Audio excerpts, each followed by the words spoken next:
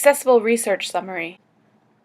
Transportation services for people with intellectual and developmental disabilities.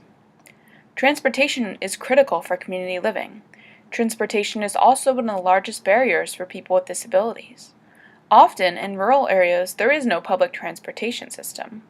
Many of those transportation systems that do exist are physically inaccessible for many people with disabilities. Medicaid does not require states provide transportation services other than for medically related reasons. Medicaid Home and Community-Based Services, or HCBS waivers, are one of the largest providers of community services and supports for people with intellectual and developmental disabilities, or IDD. For this reason, the purpose of this study was to examine how Medicaid HCBS waivers are providing transportation services for people with IDD. Key findings. Medicaid HCBS waivers for people with IDD provided transportation within another service, for example, supported employment services, and in transportation-specific services. The most common reason transportation services were provided was for community access for errands and recreational and social activities. The most common type of transportation provided was public transportation, for example, buses.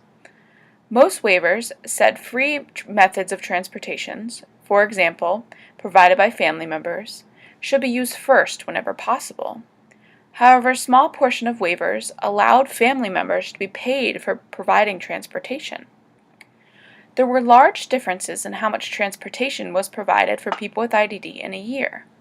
There were also big differences in the number of people with IDD waivers provided transportation services for.